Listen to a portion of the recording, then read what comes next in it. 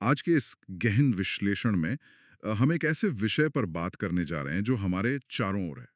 मतलब जो इस दुनिया को हमारे लिए दृश्यमान बनाता है। लाइट यानी प्रकाश। बिल्कुल, आज का हमारा विषय प्रकाश ही है। और हमारे पास आज जो भी रिसर्च नोट्स और स्लाइड्स मौजूद हैं, वे प्रकाश के व्यवहार को बहुत गहराई से डिकोड करते हैं, खासकर परावर्तन और अपवर्तन को। हाँ, और मजे की बात यह है कि आज की हमारी अप्रोच बहुत ही डायरेक्ट होने वाली है। सही कहा। आज का हमारा मिशन एकदम स्पष्ट है।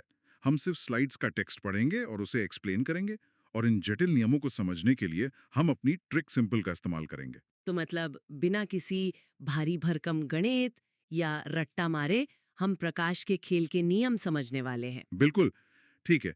चलिए इसे गहराई से समझते हैं। आमतौर पर हमारी समझ ये होती है कि प्रकाश हमेशा एक सीधी रेखा में चलता है।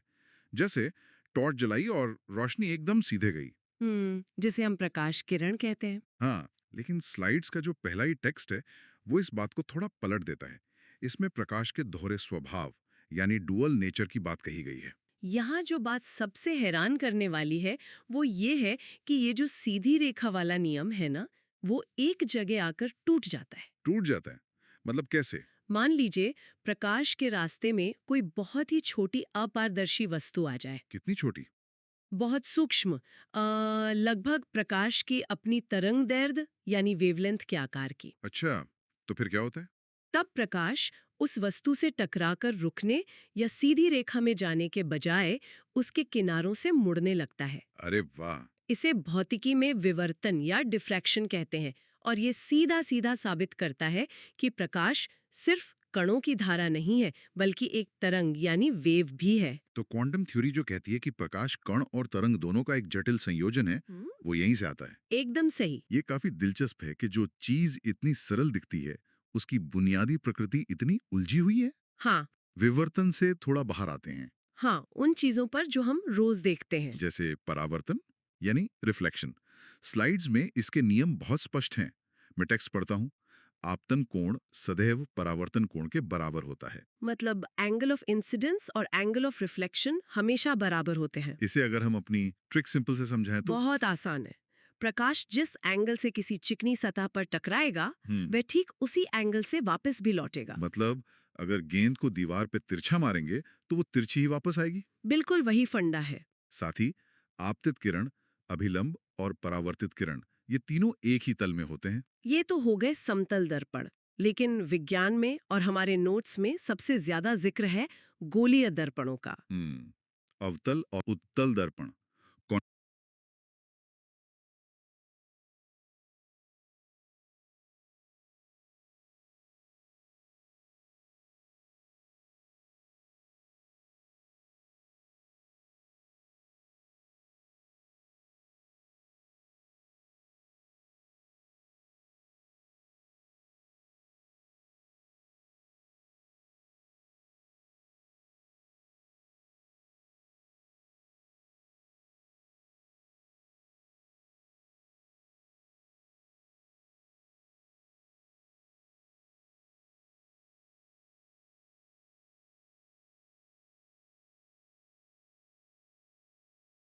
कॉन्केव और कॉन्वेक्स।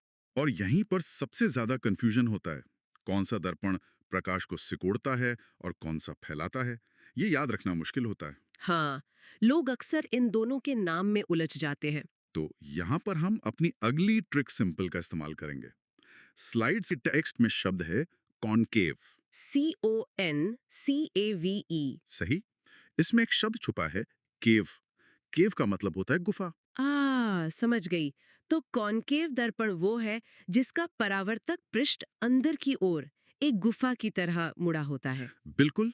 और चूंकि ये अंदर की ओर मुड़ा है, तो जब इस पर किरणें पड़ेंगी तो ये उन सबको एक जगह इकट्ठा कर देगा। यानी अभिसरित या कन्वर्ज कर देगा। एकदम सही। और दूसरा है कॉन्वेक्स, यानी उत्तल दर्पण। जो इसका ठीक उल्टा होगा। इसका पृष्ठ बाहर की ओर उभरा होता है। हाँ, और उभरी हुई सतह पर रोशनी पड़ेगी तो वो चारों तरफ फैल जाएगी, यानी अपसरित हो जाएगी। ये ट्रिक सिंपल सच में काम की है। बस गुफा याद रखो और सारा काम आसान। अब नोट्स में अगला सेक्शन है किरण आरेख, रे डायग्राम्स। ये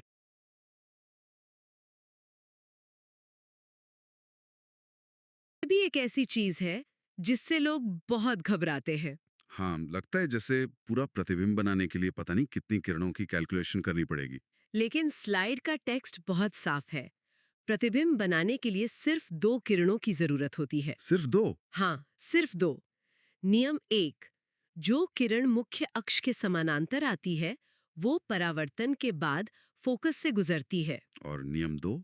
जो किरण वक्रता केंद्र यानी सेंटर ऑफ कर्वेचर से आती है, वो उसी रास्ते से वापस लौट जाती है। उसी रास्ते से क्यों?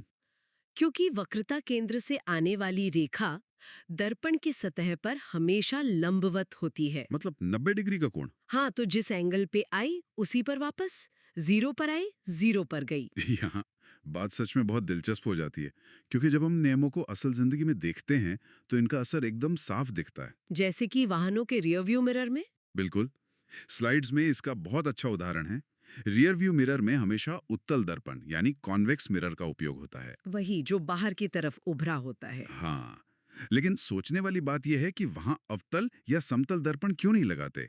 इसका सो व्हाट कारण क्या है? इसका कारण ये है कि उत्तल दर्पण हमेशा एक सीधा और छोटा प्रतिबिंब बनाता है। मतलब गाड़ियां हमेशा सीधी दिखेंगी? हाँ, और उभरे हुए आकार के कारण ये पीछे के एक बहुत बड़े इलाके की रोशनी को समेटकर हमारी आंखों तक पहुंचाता है। जिससे ड्राइवर को एक बहुत ही व्यापक दृष्टि क्षेत्र मिल जाता है। फील्ड ऑफ व्यू बढ़ जाता है।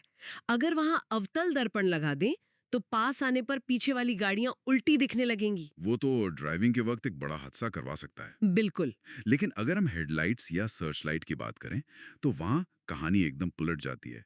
टेक्स्ट कहता है कि उनमें अवतल दर्पण होता है। गुफा वाला दर्पण। हाँ, ताकि प्रकाश फैले नहीं, बल्कि एक शक्तिशाली और सीधी बीम बनकर दूर तक जाए। इसके लिए जो बल्ब होता है उसे ठीक दर्पण के फोकस पर रखा जाता है। अभी हमने जो नियम पढ़ा था कि समानांतर किरण फोकस से गुजरती है, यहाँ उसका उल्टा हो रहा है। सही कहा। फोकस से किरण निकलेगी, दर्पण पर पड़ेगी और समानांतर होकर मीलों दूर तक जाएगी। डेंटिस्ट भी इसी दर्पण का इस्तेमाल करते हैं। हाँ, अवतल दर्पण का ही। जब वस्तु दर्पण के पोल और फोकस के बीच होती है तो ये एक बड़ा, सीधा और आभासी प्रतिबिंब बनाता है।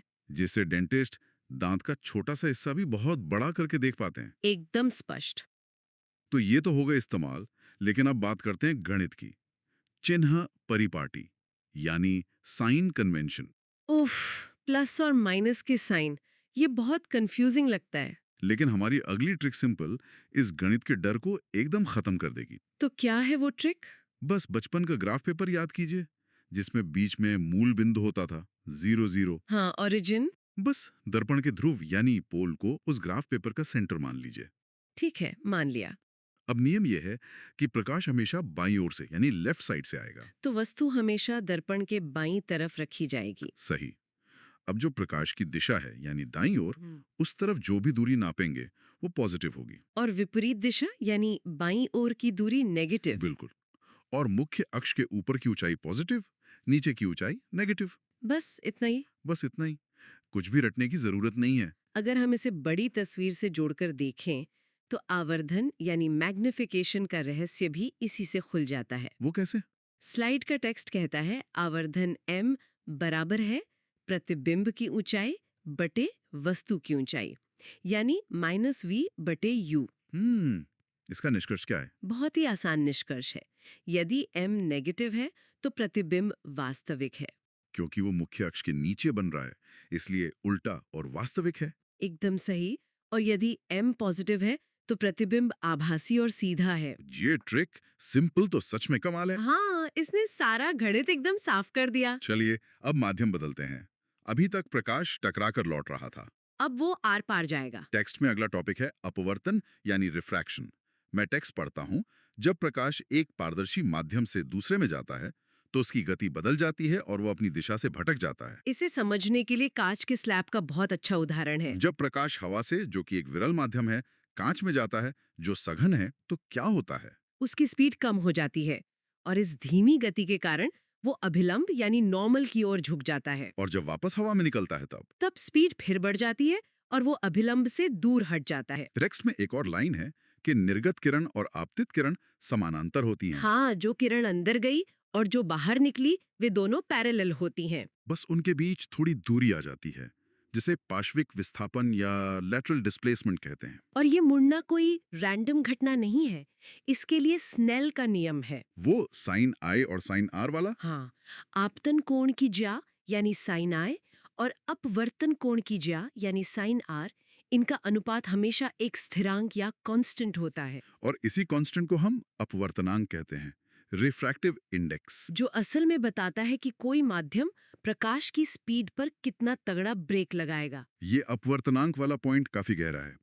निर्वात में प्रकाश की अधिकतम गति होती है लगभग 3 गुना 10 की घात 8 मीटर प्रति सेकंड। सबसे तेज। हाँ, और पानी का अपवर्तनांक 1.33 होता है, जबकि हीरे का सबसे ज्यादा होता है 2.42। मतलब हीरा प्रकाश के लिए बहुत बड़ा स्पीड ब्रेकर है। बिल्कुल, लेकिन इससे एक बहुत ही महत्वपूर्ण सवाल खड़ा होता है, और ये आज के हमारे नोट्स का सबसे बड़ा आहा मोमेंट है। केरोसिन और पानी वाला विरोधाभास। हाँ, अक्सर हमें लगता है कि जो चीज जितनी भारी होगी, उसका घनत्व जितना ज्यादा होगा, वो प्रकाश को उतना ही ज्यादा रोकेगी, लेकिन केरोसिन यानी मिट्टी का तेल पानी के ऊपर तैरता है। क्योंकि उसका द्रव्यमान घनत्व पानी से कम है, वो पानी से हल्का है। लेकिन स्लाइड्स का टेक्स्ट बताता है कि केरोसिन का अपवर्तनांक 1.44 है, जो पानी के 1.33 से ज्यादा है। यानी वो प्रकाश के लिए पानी से ज्यादा सघन है, ऑप्टिकली डेंसर। ये साबित करता है कि किसी चीज का भारी होना और उसका प्रकाश को धीमा करना,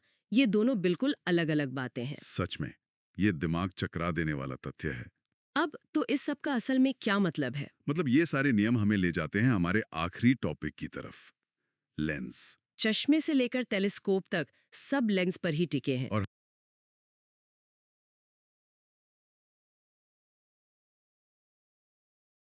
हमारी गुफा वाली ट्रिक सिंपल यहाँ भी काम आती है। उत्तल लेंस बीच से मोटा होता है, जो प्रकाश को इकट्ठा करता है। और अवतल लेंस बीच से पतला होता है, जो प्रकाश को फैलाता है। टेक्स्ट में इनकी क्षमता यानी पावर ऑफ लेंस का फॉर्मूला भी है, P बराबर 1/f। और इसे डायोप्टर में मापा जाता है। चूंकि उत्तल लेंस की फोकस दूरी पॉजिटिव होती है, तो उसकी क्षमता भी पॉजिटिव होती है। और अवतल की नेगेटिव होती है। जो हमारे चश्मे का नंबर होता है, प्लस या माइनस, वो यही डायोप्टर वाली क्षमता ही होती है। क्या बात है! ये पूरा सिस्टम कितना सटीक और गणितीय रूप से सुंदर है। बिल्कुल। अगर हम आज के इस पूरे विश्लेषण को समेटें, तो हमने विवर्तन से शुरुआत की, जहां प्रकाश एक तरंग की तरह काम करता है। फिर हमने अपनी ट्रिक सिंपल से दर्पणों के परावर्तन के नियम समझे, रियर व्यू मिरर और हेडलाइट्स का विज्ञान समझा, ग्राफ पेपर के लॉजिक से चिन्ह परिपाटी के माइनस प्लस को डिकोड किया, कांच के स्लैब और स्नेल के नियम से अपवर्तन को जाना, और केरोसिन बनाम पानी के उस शानदार उदाहरण से समझा कि भारीपन और प्रकाशिक घनत्व अलग-अलग हैं। और आखिर में लेंस और डायोप्टर का गणित देखा। बहुत ही शानदार सफर रहा ये। लेकिन जाने से पहले स्लाइड्स के आधार पर मेरे मन में एक विचार आ रहा है। क्या विचार है? शुरुआत में हमने विवर्तन की बात की थी कि प्रकाश जब बहुत छोटी चीजों से टकराता है तो वो तरंग बन जाता है। हाँ, किनारों से मुड़ने लगता है। आज विज्ञान इतनी तरक्की कर चुका है कि हम कंप्यूटर चिप्स या उन्नत लेजर में लेंस और दर्पणों को नैनो स्केल पर बना रहे हैं। एकदम सूक्ष्म स्तर पर। हाँ, तो सोचने वाली बात यह है कि जब इन दर्पणों और लेंसों का आकार खुद प्रकाश की एक तरंग के बराबर हो जाएगा, तब क्या होगा? मतलब तब तो प्रकाश पूरी तरह से क्वांटम तरंग की तरह बर्ताव करने लगेगा। बिल्कुल। तब क्या ये परावर्तन और अपवर्तन के सीधे नियम वहां काम करेंगे? ये तो बहुत गहरा सवाल है। क्या हमें प्रकाश को कंट्रोल करने के लिए इन सभी नियमों को फिर से लिखना होगा? विज्ञान हमेशा हमें ऐसे ही दौराहे पर लाकर खड़ा कर देता है, जहां पुराने नियम नई चुनौतियों के सामने छोटे लगने लगते हैं। शायद भविष्य में हमें ऑप्टिक्स की एक पूरी नई किताब देखने को मिले। और इसी विचारोत्तेजक सवाल के साथ हम आज का ये गहन विश्लेषण यहीं समाप्त करते हैं। स्रोत और विज्ञान के ऐसे ही दिलचस्प पहलुओं को डी कोड करने के लिए हमारे साथ बने रहें।